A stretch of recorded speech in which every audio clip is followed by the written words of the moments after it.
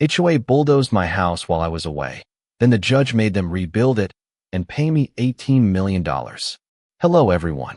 Before we get into today's story, I have one small favor to ask.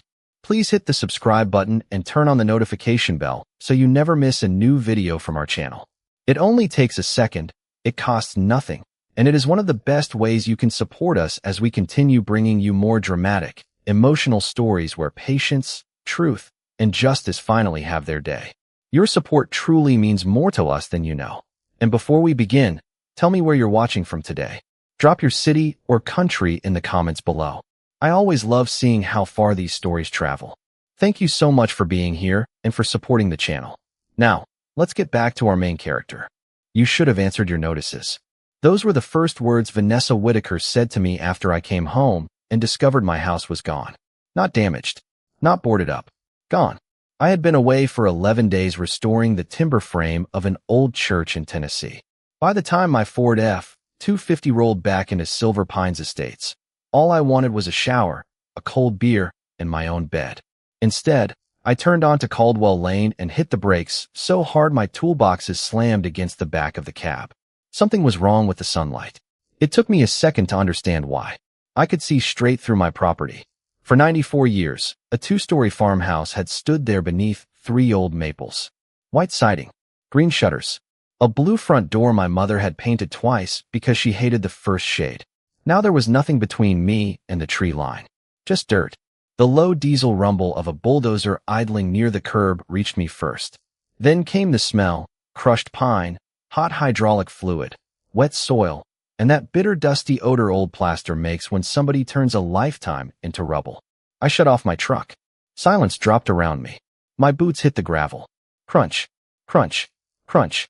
I walked toward the place where my front porch had been. Deep steel tracks crossed the yard. My mother's flower beds had been flattened into brown mud. Pieces of insulation fluttered from a dumpster like dirty yellow feathers. Then I saw the doorframe. Blue paint.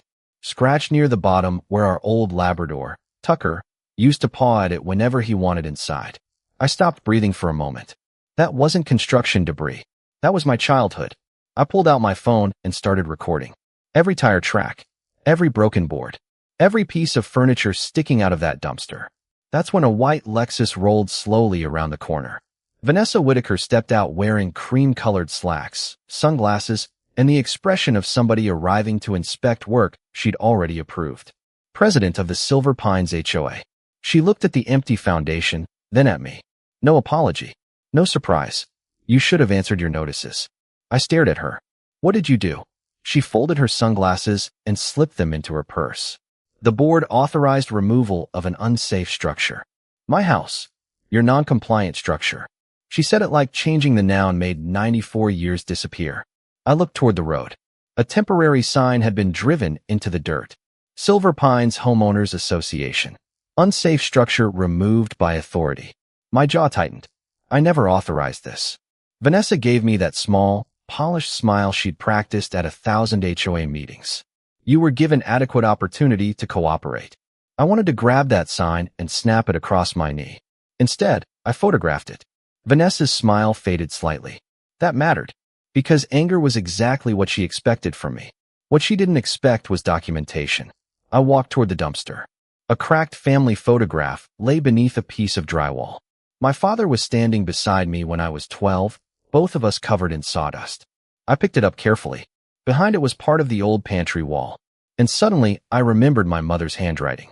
Every birthday, she'd stand me against the pantry door and mark my height in pencil. Ethan, 7. Ethan, 11. Ethan, 16. The door had still been inside the house when I left Tennessee 11 days earlier. Now I couldn't see it anywhere. My fingers tightened around that photograph. Vanessa was still talking behind me about community standards, liability, and emergency authority.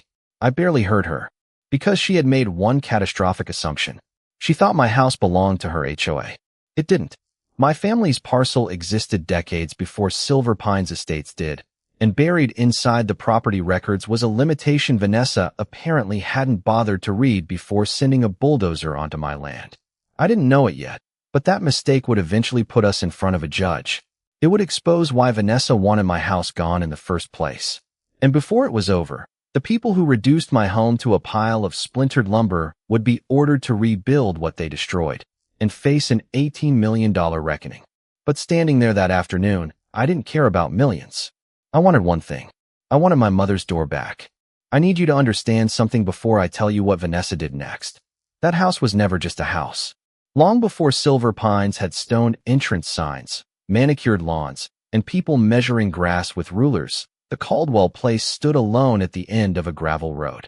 My grandfather bought it when ordinary working people could still afford a few acres without signing away 30 years of their lives. By the time I was born, the place was already old. The floors creaked. The windows rattled during thunderstorms. Every winter, cold air slipped beneath the kitchen door no matter how many times Dad tried to seal it. But it was ours. My father, Robert Caldwell, was a carpenter. Not the kind with a clean truck and a company logo polished on the door. Dad came home smelling like cedar dust, sweat, and black coffee. His hands were permanently rough, with little white scars running across his knuckles from 40 years of building things for other people. He taught me the trade in that house. I was 8 when he first put a hammer in my hand. Don't hit hard, he told me. Hit true. I missed the nail and smashed my thumb. Dad laughed so hard, he nearly fell off the porch. 20 years later, I was still using that same hammer. When Dad died, Mom and I started restoring the farmhouse together. We couldn't afford contractors, so we did it ourselves. Saturday mornings smelled like coffee, sawdust, and whatever paint Mom had decided looked completely different from the nearly identical paint she'd chosen the week before. The blue front door became a family joke. She painted it once, stared at it for 2 days, then announced it was too cheerful. So she painted it again. That second blue stayed for 18 years. There were pieces of us everywhere. Dad's workbench in the garage. Mom's cast iron skillet hanging beside the stove. A dent in the hallway floor from the Christmas morning I dropped my first toolbox. And then there was the pantry door. Mom started marking my height there when I was 7. Every few years another pencil line appeared. Ethan, 7. Ethan, 11. Ethan, 16. The last mark wasn't mine. After chemotherapy made her thinner, I caught Mom standing against that same door one afternoon. What are you doing? She smiled. Checking whether old age made me shorter. It had. We laughed anyway. A few months before she died, one hinge started sagging. I removed the door and laid it across 2 sawhorses, planning to repair the frame properly. I never got around to it. Life has a cruel habit of convincing you there's always another Saturday. After Mom was gone, I couldn't bring myself to sell the place.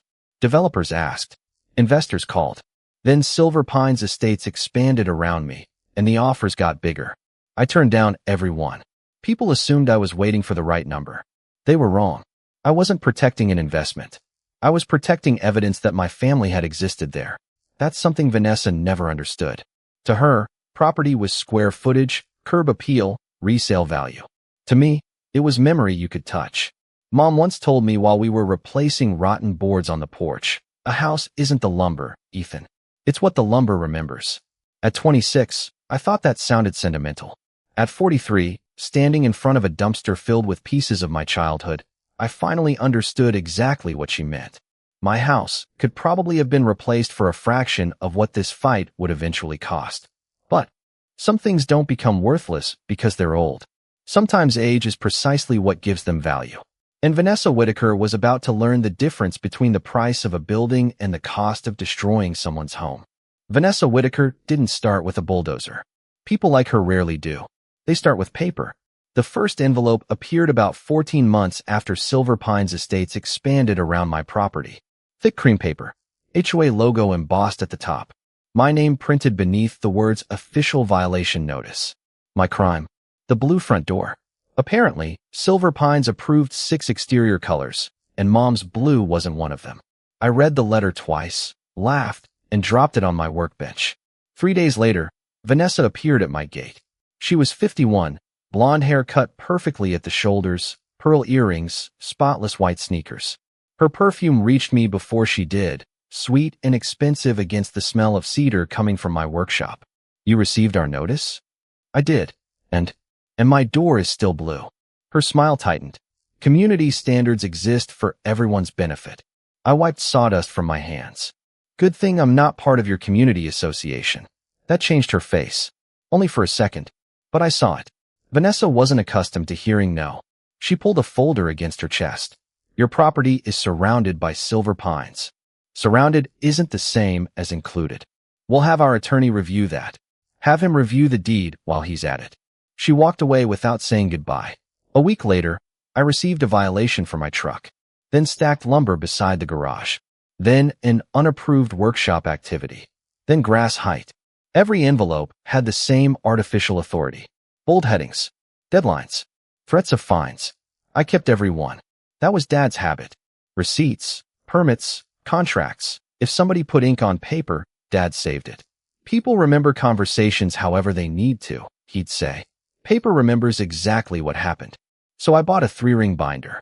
Then another. Vanessa kept feeding them. The real confrontation came at a neighborhood meeting that fall.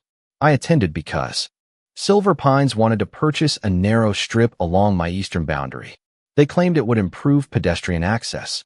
Vanessa stood beside a projector screen talking about community continuity and future growth. Then the map changed. My stomach tightened. There was my property, except my house wasn't on it. Where my farmhouse should have been, somebody had drawn a landscaped building with a stone patio. Underneath were 3 words. Future Community Pavilion. I stared at the screen. Vanessa clicked to the next slide. Go back. The room went quiet. She looked at me. Excuse me. Go back 1 slide. Mr. Caldwell, questions will be taken afterward. Then I'll ask afterward why my house disappeared from your map. A few people shifted in their chairs. Vanessa's fingers tightened around the remote. That rendering represents a long-term planning concept. On land you don't own. Her polished smile returned. We've made you very generous offers. And I've rejected every one. Everybody has a price, Ethan. There it was. Not community standards. Not beautification. My land. I leaned back. Then you haven't met everybody. Someone near the rear coughed to hide a laugh. Vanessa's cheeks flushed. I took out my phone and photographed the screen. Click. That tiny sound mattered more than I understood at the time. She immediately switched slides. After the meeting, Vanessa caught me beside my truck. You're standing in the way of progress. Cold wind pushed dead leaves across the parking lot. I looked at her. My family was here before Silver Pines existed. And Silver Pines is here now. She said it softly. That made it worse. Over the next 6 months, the notices became more aggressive. Structural appearance. Alleged drainage concerns. Porch safety. Roof condition. Things that had never bothered anyone suddenly became emergencies. I answered everything in writing. I photographed repairs. I saved certified mail receipts. And whenever Vanessa appeared, I stayed calm. That irritated her more than shouting ever could. Because she didn't want compliance anymore. She wanted surrender. I just didn't realize how far she was willing to go to get it. The week before I left for Tennessee, another envelope arrived. This one mentioned potential structural hazard review. I placed it in the binder and called the county. They had no active demolition order against my house. So I locked the front door, loaded my tools, and left for an 11-day job. Before pulling away, I looked at that old blue door in the mirror. It was the last time I ever saw the Caldwell house standing. And somewhere inside Silver Pines, Vanessa already had a different version of my property printed on a map. One where my home had been erased before the bulldozer ever arrived. The first person who realized something was wrong wasn't me. It was Margaret Ellis. Margaret lived across the road from my property in a brick ranch she'd shared with her husband for 38 years. She was 72, 5'3" on a generous day, and possessed the kind of memory that made lying around her a dangerous hobby. Before I left for Tennessee, I'd handed her a spare key. Just make sure the place doesn't burn down. She smiled. With that HOA woman circling you, fire might be the least of your problems. I laughed. I shouldn't have. On the 4th morning of my trip, Margaret heard tires grinding across my gravel driveway. She looked through her kitchen window and saw Vanessa's white Lexus parked beside my porch. A gray pickup sat behind it. 2 men were walking around my house. One carried a clipboard. The other took photographs. Margaret called me. I was 40 feet up on scaffolding when my phone vibrated. Ethan, are you expecting inspectors? No. Well, you've got them. I climbed down, boots thudding against aluminum. County. Don't know. Vanessa's with them. That got my attention. I called the county building office. No inspection had been scheduled. No condemnation order existed. No demolition permit had been issued. I emailed Vanessa immediately. Her reply came 3 hours later. Routine safety assessment. Nothing more. I saved it. On day 6, Margaret called again. This time her voice sounded different. There's a paper on your door. She walked across the road while we stayed on the phone. I could hear wind scraping through the microphone. Then, paper tearing beneath her fingers. Emergency structural hazard notice, she read. Authorized remediation pending. Whose signature? A pause. Vanessa Whitaker. Not the county. Not a building official. Vanessa. I told Margaret to photograph everything and stay off the property if workers returned. Then I called Vanessa. Straight to voicemail. I called the HOA office. Closed. I sent another email demanding that nobody enter my property without lawful authority. No response. By day 8, the silence bothered me more than the notices. That afternoon, Margaret saw orange paint on my grass. Utility markings. Then wooden stakes. Then a dumpster. She called at 7:14 that evening. Ethan, I think you need to come home. I looked around the half-restored church.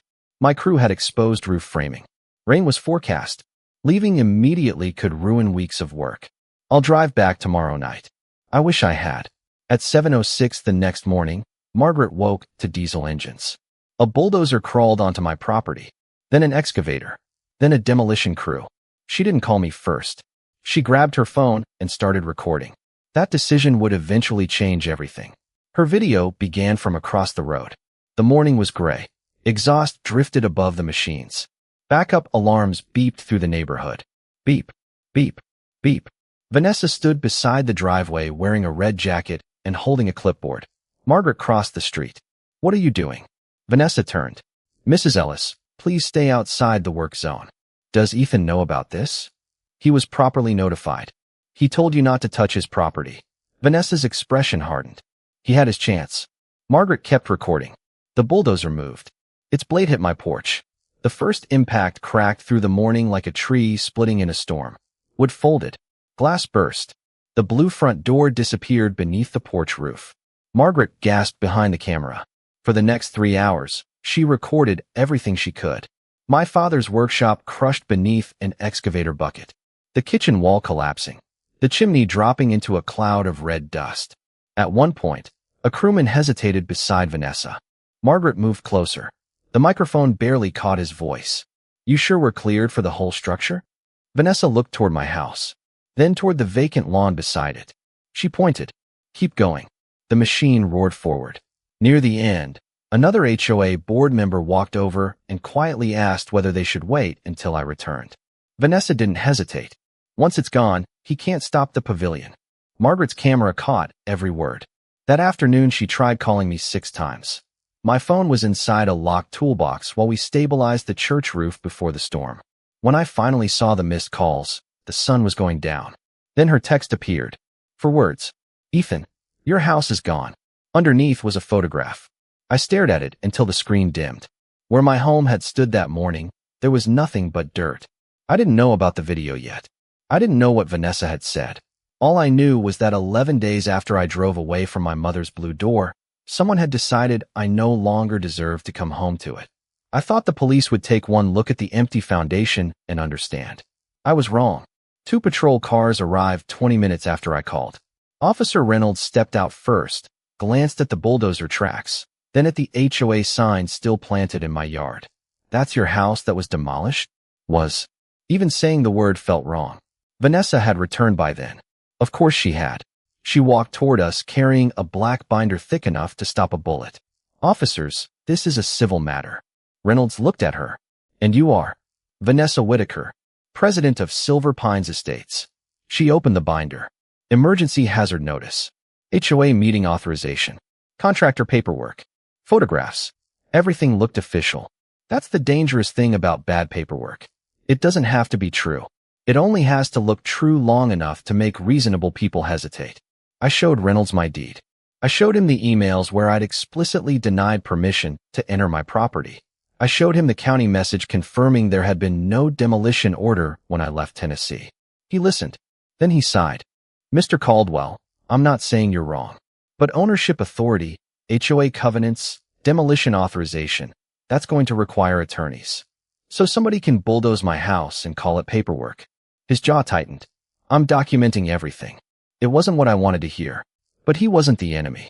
Vanessa wanted me screaming at the police. I refused to give her that picture. The next morning, I went to the county office. Fluorescent lights hummed overhead. Printers clicked.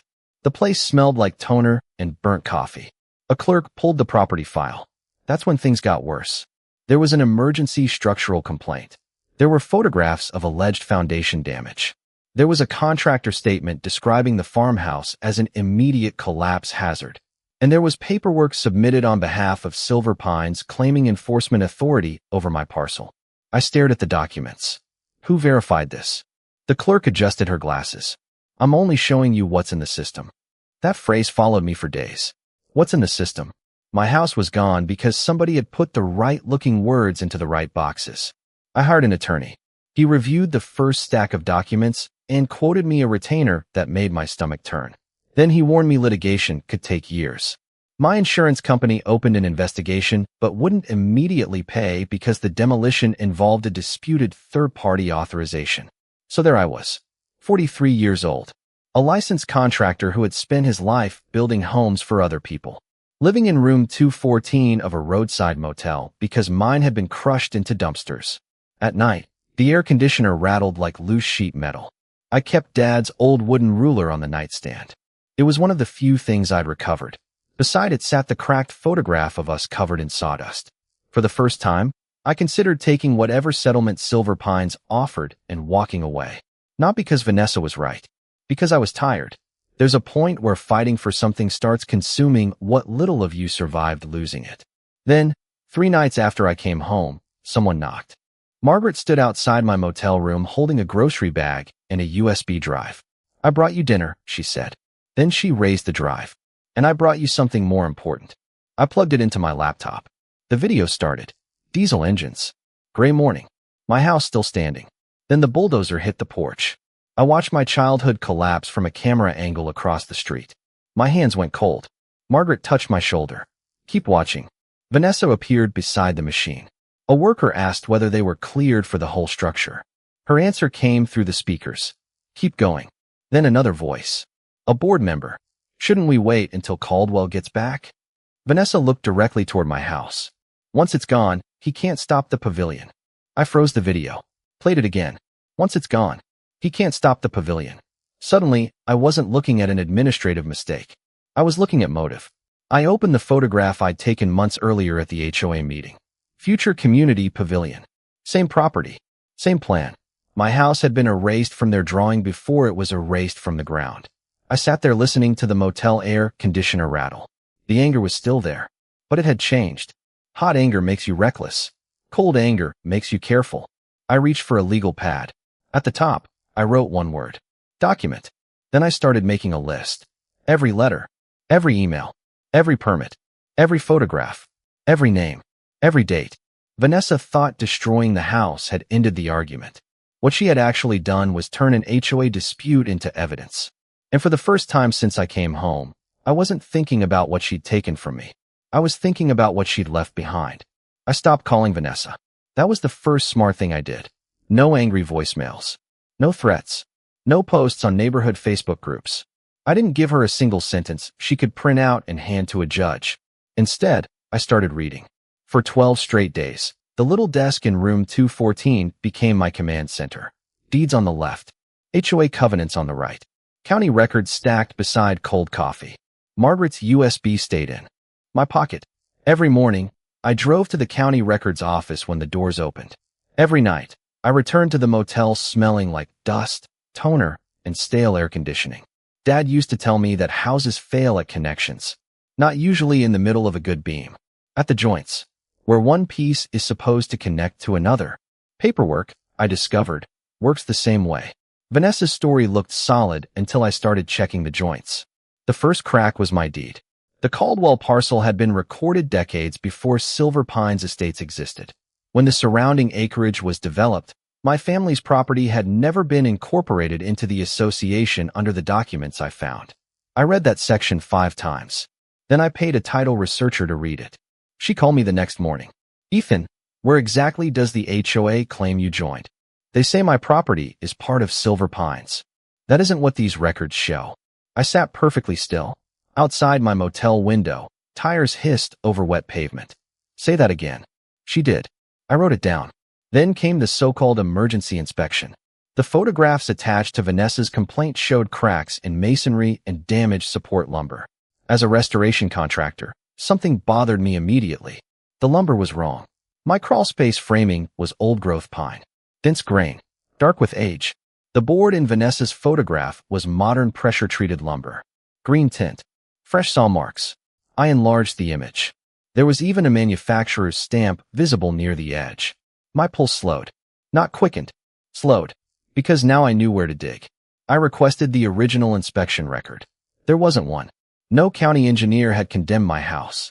No municipal inspector had signed a demolition order. This structural assessment had come from a private contractor hired through the HOA. Then I found the name. Whitaker Residential Services. I stared at it for several seconds. Same last name. 2 hours of corporate record searching gave me the connection. The company belonged to Vanessa's brother-in-law. That didn't prove everything, but it proved I needed a better lawyer. Her name was Rachel Monroe. She specialized in property litigation and construction disputes. Her office wasn't impressive. No marble floors. No skyline view. Just metal filing cabinets, yellow legal pads, and the smell of coffee strong enough to remove paint. She watched Margaret's video without interrupting. Then she watched it again. When Vanessa said, "Once it's gone, he can't stop the pavilion," Rachel paused the screen. "Do you have that pavilion plan?" I slid the photograph across her desk. She looked at it, then at me. "Anything else?" I placed Dad's 3-ring binders on the table. Certified letters. My written objections. County emails. Photographs showing the house standing and occupied before I left. Rachel leaned back. "You kept all of this?" "My father kept everything." For the first time, she smiled. "Your father just made my job easier." Over the next week, subpoenas and preservation demands started moving. Emails, board minutes, contractor communications, insurance records, internal HOA documents. We weren't accusing anyone publicly. We were making them preserve their own words. That distinction mattered. Then Rachel found the piece that changed the case. 3 weeks before my trip to Tennessee, Vanessa had emailed 2 board members about accelerating the pavilion project. One sentence sat in the middle of the page. "Caldwell remains the only obstacle to site control." I read it twice. The room seemed to go silent. The violation letters suddenly had context. The fake urgency had context. The bulldozer had context. This wasn't a disagreement over a blue door. It wasn't about my truck. It wasn't even about whether my porch needed repairs. They wanted the land. And somebody had apparently decided that removing the man would be difficult, so removing his house would be easier. Rachel closed the folder. "From now on, Ethan, you don't fight them." I looked at her. "What do I do?" "You let the evidence fight them." That afternoon, I drove back to my property. Rainwater had collected inside the old foundation. The HOA sign was gone. The bulldozer tracks were beginning to soften beneath new grass. I stood where Mom's kitchen used to be and listened to frogs calling from the drainage ditch. For weeks, I'd wanted revenge. Standing there, I realized revenge wasn't enough. Revenge would destroy something of theirs. Justice would make them answer for destroying something of mine. I pulled Dad's wooden ruler from my jacket, ran my thumb across the worn numbers. Then my phone buzzed. "Rachel." I answered. "They know we're coming," she said. "How?" "The HOA's attorney just contacted me." I looked across the empty foundation. And a pause. "They want to settle." I almost laughed. Vanessa had spent more than a year trying to force me off my land. Now that the paper trail was pointing back at her, she suddenly wanted peace. But she still misunderstood what this was about. They thought they could put a price on making me disappear. They were about to learn that my first demand wasn't money. It was 2 words. Rebuild it. The first offer was $450,000. Rachel slid the letter across her desk and said nothing. I read it twice. Silver Pines called the demolition an unfortunate procedural failure. No admission of intentional wrongdoing. No admission that Vanessa lacked authority. No mention of the pavilion. Just money. They destroyed my house, and they're offering me less than some of the houses Vanessa sells. Rachel nodded. "They're testing you." I pushed the letter back. "No." The second offer came 4 days later. $900,000. Then $1.6 million. Each number grew while the language became softer. Miscommunication became administrative error. Administrative error became regrettable unauthorized action. Funny how vocabulary changes when evidence starts arriving. Then Rachel called me into her office. The conference room smelled like coffee and fresh printer paper. Across the table sat two HOA attorneys, an insurance representative, and Vanessa. She wore navy blue instead of her usual cream. No pearls. No smile. One attorney began talking about avoiding unnecessary litigation and restoring community harmony. I let him finish. Then he placed a settlement agreement in front of me. $3.2 million. Confidential. No admission of liability. I looked at the number. Then at Vanessa. What happens to my house? The attorney blinked. The settlement compensates you for.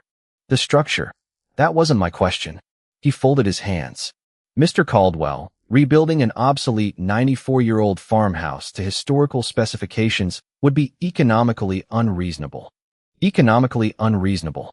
I could almost hear Dad laughing. I leaned forward. You bulldozed something you didn't own because it was inconvenient. Now rebuilding it is inconvenient too. Vanessa finally spoke. The property can support something much more valuable. There it was again. Value. Always value. Rachel touched her pen but didn't interrupt. I looked directly at Vanessa. I don't want your pavilion. This isn't personal, Ethan. I almost smiled. My mother's handwriting was on a door inside that house. Her expression shifted. Barely, but not enough. You can't rebuild memories, she said. The room went quiet. I felt something cold settle behind my ribs. She thought she'd made a clever point. Instead, she'd finally explained everything wrong with the way she saw people. I nodded. No, you can't. Then I pushed the settlement agreement back across the table. But you don't get to profit from destroying them either. The insurance representative cleared his throat. What exactly are you demanding? I answered without looking away from Vanessa. Rebuild it. Nobody moved. Same footprint. Same exterior profile. Same porch. Same window proportions. Salvaged materials wherever possible. Independent restoration architect. My approval on historically significant details. The HOA attorney stared at me. And monetary damages? Rachel can discuss those. Vanessa gave a short laugh. You're being vindictive. No, I stood. Vindictive would be wanting your house bulldozed. That ended the meeting. But it didn't end the offers. They climbed again. 5 million. Then 7. Rachel warned me that trials were unpredictable. She wasn't trying to scare me. Good lawyers don't sell certainty. So we kept building the case. And the deeper discovery went, the uglier it became. Internal emails showed Vanessa pushing the board to acquire my parcel months before the demolition. Meeting notes referenced the pavilion. Invoices connected the private structural contractor to her brother-in-law. Then came a message sent the night before the bulldozer arrived. Vanessa had written, if Caldwell returns before completion, we may lose the window. I stared at that sentence until the letters blurred. The window, like destroying my home, was a scheduling opportunity. But the most important discovery wasn't about money. It was about people. 2 former board members agreed to testify. A contractor admitted he'd questioned whether the authorization was valid. Margaret had the video. The county had no signed demolition order. And my father had taught me to save paper. One evening, Rachel spread the evidence across her conference table. Photographs, emails, maps, deeds, invoices, the demolition video. She tapped the stack. This is why patience matters. I looked at her. I didn't feel patient. You didn't need to feel it. You just needed to practice it. That stayed with me. Because anger had wanted me to confront Vanessa the day I came home. Anger wanted shouting. Threats. Something immediate. But immediate satisfaction would have given me nothing compared with what silence had uncovered. The HOA board eventually voted Vanessa out as president pending the litigation. That should have felt satisfying. It didn't. My property was still empty. My mother's pantry door was still missing. And Vanessa still hadn't apologized. A week before trial, Rachel called with one final settlement proposal. The number was enormous. Enough that I could have bought another house, retired early, and never driven through Silver Pines again. I looked through the motel window at rain sliding down the glass. No, Rachel was quiet. You're sure? Does it include rebuilding the house? No, then I'm sure. Because by then I understood something Vanessa never had. If I accepted enough money to disappear, she would still get what she wanted. An empty lot. A future pavilion. A neighborhood where power could erase whatever stood in its way. So I chose court. Not because I knew we'd win. I didn't. I chose it because some fights aren't really about what was taken. They're about whether the person who took it gets to decide what it was worth. And this time, Vanessa wasn't going to make that decision. A judge was. The courtroom was quieter than I expected. No dramatic music. No shouting. Just the hum of fluorescent lights, the soft scrape of chairs, and hundreds of pages of paper waiting to tell the truth. Vanessa sat across the aisle in a charcoal suit. She didn't look at me. Rachel did. "Remember," she whispered, "we don't need drama. We have evidence." That became clear when Margaret took the stand. She was nervous. I could see it in the way both hands wrapped around the railing. Then Rachel played the video. The courtroom speakers crackled. Diesel engines filled the room. Beep, beep, beep. For the first time since that morning, I watched the demolition without looking away. The bulldozer struck my porch. Wood snapped. Glass exploded. Dust rolled across the screen. Then Margaret's recorded voice asked the question that had followed me for months. "Does Ethan know about this?" Vanessa's voice answered. He had his chance. Nobody moved. The video continued. A worker approached Vanessa. "You sure we're cleared for the whole structure?" "Keep going." Rachel paused it. Then she let the final exchange play. A board member asked whether they should wait for me to return. Vanessa's recorded voice came through perfectly. "Once it's gone, he can't stop the pavilion." Silence. Not ordinary silence. The kind that is wait. Rachel walked to an easel and placed a large copy of the planning image I'd photographed months earlier. My property sat in the center. My farmhouse was missing. In its place, future community pavilion. The HOA's attorney tried to argue that it had only been conceptual planning. Rachel didn't raise her voice. She didn't need to. Next came the deed records. Then the HOA documents. Then the title research showing the Caldwell parcel had not been brought under the demolition authority Vanessa claimed. Page after page. Date after date. Paper remembered. Just like Dad said it would. Then Rachel showed the structural photographs used to justify the emergency. She enlarged the damaged framing. "Mr. Caldwell, do you recognize this lumber?" "No, why not? My house used old-growth pine. That's modern pressure-treated lumber." She zoomed in. The manufacturer's stamp appeared. Then came the contractor records. Whitaker Residential Services. Vanessa's brother-in-law. I heard someone behind me exhale. The final blow was Vanessa's own email. "Caldwell remains the only obstacle to site control." Another followed.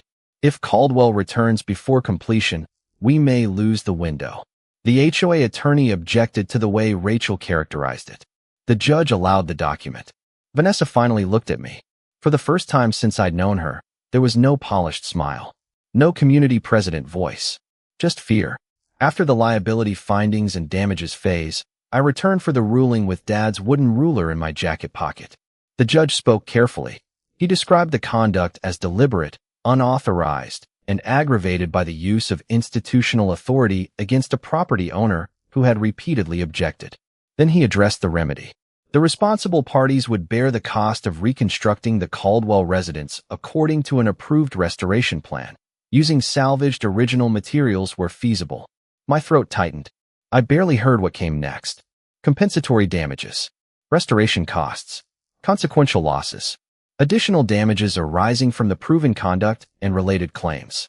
The total financial judgment and obligations reached $18 million. $18 million. People behind me reacted. Rachel squeezed my shoulder. But I wasn't thinking about the number. I was stuck on one word. Reconstructing. The judge was making them rebuild it.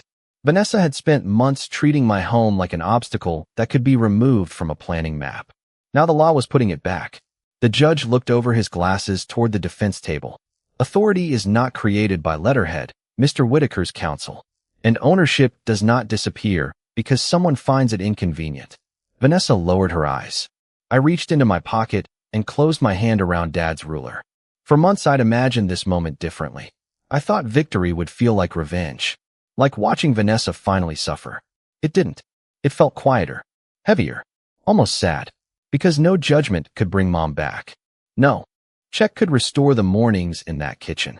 No court could reconstruct every memory exactly where it had happened. But justice could do one important thing. It could draw a line. It could say that power had limits. That paper titles didn't make people kings. That a working man's home couldn't be erased simply because someone with a clipboard had a more profitable idea for the dirt beneath it. Outside the courthouse, reporters waited near the steps. I walked past them. Rachel caught up beside me. You just won $18 million. I shook my head. No, she looked at me. I could still hear the bulldozer from Margaret's video in my head. Then I remembered another sound. Dad's hammer. Don't hit hard. Hit true. I looked back at the courthouse. They have to rebuild my house. That was the victory. The first hammer strike came 7 months after the judge's ruling. Clack. Clean. Sharp. Familiar.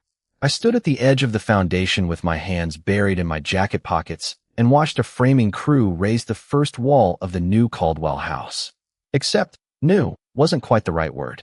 The court-approved restoration architect had spent months studying photographs, measurements, insurance records, and every surviving piece we could pull from storage. The porch came back first. Same dimensions. Same columns. Then the windows. Then the roof line. We salvaged original brick from the chimney and cleaned each piece by hand. I worked beside the crew whenever they'd let me. Some mornings, the property smelled like fresh pine again. For the first time in almost a year, that smell didn't hurt. It felt like Dad. Silver Pines changed too. Vanessa was gone from the board. Several other members resigned. New elections were held, financial controls were tightened, and residents who had spent years quietly accepting whatever appeared on HOA letterheads suddenly started reading the documents before obeying them. That might have been the strangest consequence of all. People stopped being afraid of paper. Margaret was elected to an oversight committee. When she told me, I laughed. Vanessa would have loved that. Margaret smiled. That's why I accepted. The $18 million judgment became the number everyone talked about. Reporters talked about it. Neighbors talked about it. Contractors talked about it. But money never sounded as important to me as people expected. Some of it represented reconstruction.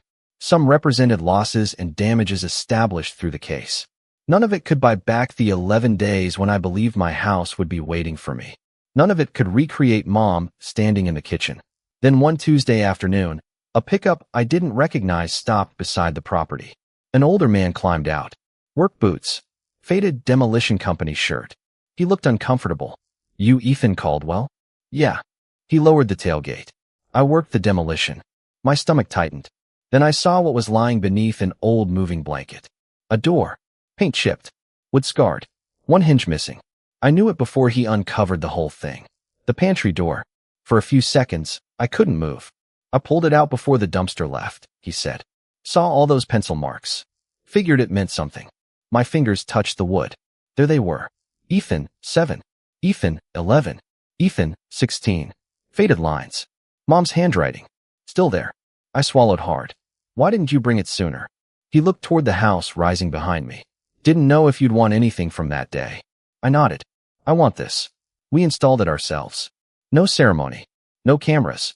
Just me, Margaret, the carpenter, and that old door. When the new hinge settled into the frame, I opened it once. Closed it. The latch clicked. Such a small sound. But after everything, the bulldozer, the courtroom, the $18 million, that click nearly broke me. I remembered Mom standing beside that door years earlier. A house isn't the lumber, Ethan.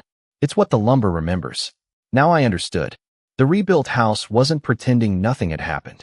The new boards were lighter. Some details could never be perfectly recreated. There were scars. There should have been. Healing isn't erasing damage. It's refusing to let damage become the final chapter. The following spring, I sat on the rebuilt porch with coffee in Dad's old metal mug. Morning. Light crossed the same yard where bulldozer tracks had once cut through the mud. Kids rode bicycles down the street. Margaret waved from across the road. And the blue front door behind me was blue again. Not because the HOA approved it. Because Mom had. I used to think justice would feel loud. A judge's gavel. A huge check. Vanessa losing her position. But sitting there, I realized the loudest moments had belonged to destruction. The bulldozer had been loud. The threats had been loud. Vanessa's authority had always needed letterhead, meetings, fines, and fear. Justice had arrived differently. A saved email. A recorded sentence. A deed nobody bothered to read. A neighbor brave enough to keep her camera running. A carpenter patient enough not to swing back when somebody tried to erase his life. That's the lesson I carried out of Silver Pines. When someone abuses power, anger may be the first thing you feel. But anger isn't always the best tool you have. Document everything. Know what belongs to you. Know what you signed. Keep the letters. Save the photographs. Treat good neighbors well. And never confuse somebody's confidence with their legal authority. Vanessa thought destroying my house would end the argument. Instead, it preserved the truth in a way she couldn't bulldoze. I looked through the kitchen window at Mom's pantry door, standing exactly where it belonged. Then I smiled. They took my house away in 4 hours. It took patience, evidence, neighbors, craftsmen, and a court of law to bring it home. And if there's one thing I learned from all of it, it's this: justice isn't loud. It's smart. It's patient. And sooner or later, it's inevitable.